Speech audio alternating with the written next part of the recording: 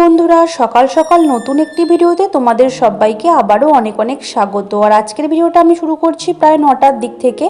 তো এখন আমি করছিলাম কিন্তু ঘরের মধ্যে কিছু কাজ, তারপরে এদিকে দরজাটা খুলে দেখলাম রৌদ্রের জোর প্রচণ্ড পরিমাণে হয়ে গেছে এখন থেকেই অলরেডি। তো যাই হোক, আজকে ভাবছি একটুখানি রুমটা ডিপ ক্লিন করবো, তো সেই জন্য সেরকমই ভাবনা চিন্তা নিয়ে আর কি শুরু করব। আর সকালের দিকে যেহেতু কাজকর্ম থাকে তো সেই জন্য তো করা হয় না কো। তো এখন যেহেতু আমার সবটা কমপ্লিট হয়ে গেছে তো ভাবলাম এদিকের কাজগুলো একটু করি। আর যেহেতু রান্নাবান্নার দিকটা তো আমাকে করতে হয় না, তো সেই জন্য কিন্তু জলখাবার দিকটা আমি একদমই ফাঁকা থাকি। তো সেই জন্য আজকে ভাবলাম একটু ডিপ ক্লিন করি। আর যতই সাধ্য মতন কিন্তু রোজ রুম পরিষ্কার করে রাখি, কিন্তু ডিপ ক্লিনটা কিন্তু রোজ একদমই হয়ে ওঠে না। আর তার জন্য কিন্তু প্রচুর এনার্জির দরকার, আমার কাছে কিন্তু একদমই সেটা নেই কো। তুমি প্রত্যেক দিন ঘর দুয়ার পরিষ্কার করো না কেন নিজের মতন করে, কিন্তু ডিপ ক্লিন করলে কিন্তু তোমার হাতেতে অনেকটা টাইমেরও দরকার পড়ে। তো আমি কিন্তু ডিপ ক্লিন করলে বেশিরভাগ টাইম হচ্ছে বেছে নিই প্রায় জলখাবারের দিকটাই, কারণ ওই টাইমটা আমি একদমই ফাঁকা থাকি। তো ওই জন্য স্নান সেরে এসে বসে বসে টুকটুক করে এগুলো করি। আর যেহেতু আমি এখন প্রেগনেন্ট তো সেই জন্য তো আমার সেরকম কিছু কাজকর্ম থাকেই না, তো টুকিটাকি যে কাজকর্মগুলো করি আর কি। তো আজকে ভাবলাম ওই জন্য যে সেরকম কিছু একদমই কাজ নেই, তো এই জন্য আজকে বেডরুমটা ক্লিন করি। আর খাটগুলোর মধ্যে কিন্তু বেশ ধুলো জমেছিল, অনেকদিন ধরে ভাবছিলাম একটুখানি ক্লিন করব করে হয়ে উঠছিল না। তো আজ কিন্তু ফাইনালি আমি এনার্জি নিয়ে লেগেই পড়লাম।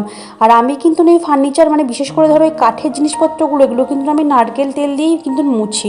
মানে নারকেল তেলটা ডাইরেক্ট আমি ফার্নিচারে দিই না, ওটাকে একটা কাপড়ের মধ্যে দিয়ে তারপর কিন্তু মুছে নিই। আর এটা কিন্তু আমি ইউটিউবে একজনকার কাছ থেকেই দেখেছিলাম যে কোনো কাঠের জিনিস নাকি এই তুমি যদি নারকেল তেল দিয়ে মুছো তাহলে নাকি জিনিসটা বেশ ভালো থাকে। আর আমি কিন্তু অনেক দিন ধরে এটা করছি আর সত্যি তাই, মানে দেখেছি ফার্নিচারগুলো কিন্তু বেশ পরিষ্কার পরিচ্ছন্ন হয়।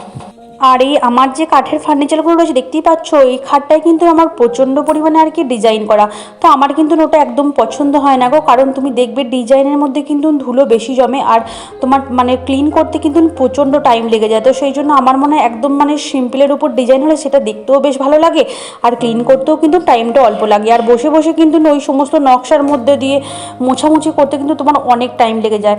তো তারপর যাই হোক ওগুলোকে ক্লিন করে এখন এদিকে দেখতে পাচ্ছ আমি শোকেসটাকে পরিষ্কার করে নিলাম, তারপর দিকে টিভি ক্যাবিনেটটা মুছতে এসেছি। আর এই টিভিটা কিন্তু আমাদের এখনও কোনো কিছু মানে দেয়ালে লাগানো হয়নি কো, যেহেতু এটা আমার বর নিয়ে এসেছিলো, তো সেই জন্য এখন আপাতত পক্ষে এর উপরেই রাখা হয়েছে। পরে কিন্তু ভাবনা চিন্তা আছে এটাকে দেয়ালের মধ্যে সেট করার।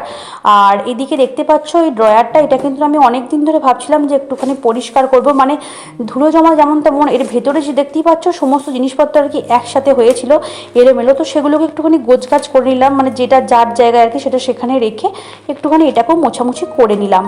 তখন হাতের কাছে যা পাই নিয়ে এসে কিন্তু আমি প্রথমেই ড্রয়ারের মধ্যে ঢুকিয়ে দিই, যেহেতু সামনে থেকে দেখতে খারাপ লাগে না, কিন্তু ভিতরটা প্রচণ্ড অপরিষ্কার হয়েছিল। তো সেই জন্য ভাবলাম ওটাকে ওই জন্য আজকে একটুখানি ক্লিন করে নিলাম। আর এইদিকে দেখতেই পাচ্ছ আজকে কিন্তু আমি ভাবলাম বেডরুমে দুটো নতুন জিনিস আমি অ্যাড করব, মানে ওগুলো অনেকদিন ধরেই আমার কাছে আছে কিন্তু আমি মানে বার করি না কো, মোছামুছি করা সেরকম ধারা থাকা হয় না, তো সেই জন্য তো আজকে ভাবলাম যে না আজকে ওই দুটো অ্যাড করি। আর এইদিকে দেখতে পাচ্ছ আমার বেডসাইড টেবিলের অবস্থাও একদম মানে যাচ্ছে তাই, এটা আমি ভাবছি অন্য দিনকে পরিষ্কার করবো, আজকে আর আমার হাতে সেরকম ধারা সময় নেই কো।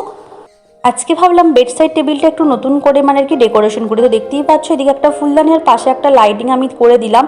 আর এই ফুলদানিটা কিন্তু আমার বর যখন এসেছিলো আর কি তখন নিয়ে এসেছিলো, আর লাইটিংটা আমি একদম নিজের হাতে বানিয়েছিলাম ইউটিউব দেখে। তো এটা কিন্তু আমার নিজের বেশ ভালো লাগে, আর সত্যি এটা কিন্তু দেখতেও ভালো লাগে রুমটাতে লাগালে। তো যাই হোক তারপর ওইদিকে সমস্ত কিছু কমপ্লিট করে আমি এখন চলে এসেছি, কিছু জামা কাপড় ছিল সেগুলোকে গোছগাছ করতে। আর আজকে কিন্তু ও বাড়ির সমস্ত বেডশিট মানে ক্লিন করতে দেওয়া হয়েছিল, তো সেগুলোই এখন গোছগাছ করে নিচ্ছি। আর এগুলো সব গোছগাছ করে নিয়ে যে আমি ও বাড়িতে দিদিভাইকে দিয়ে দেবো, আর ও যেগুলো যা লাগানোর লাগাবে আর বাকিগুলো ও আর কি গুছিয়ে সব রেখে দেবে। আর এদিকে কিছু জামা কাপড় ছিল এগুলো সব রোদের মধ্যে প্রায় শুকিয়ে গিয়েছিলো, একটু একটু ভিজেছিল, তো এগুলোকে ভেতরে মিলে দিলাম, যেহেতু এ বাড়িতে আর এখন আসা হবে না কো। আর যদি এখন না আসতে বুঝতেই পারছো রোদে একদম জ্বলে যাবে, তো সেই জন্য ওগুলোকে একদম ভরে ব্যবস্থা করে দিয়ে গেলাম। আর এগুলোকে নিয়ে এখন চললাম ও বাড়িতে। তো তোমাদের যদি আজকে ভিডিওটা ভালো লাগে তোমরা অবশ্যই লাইক করো, শেয়ার করো, আর আমার চ্যানেলে এসে একটা কমেন্ট করে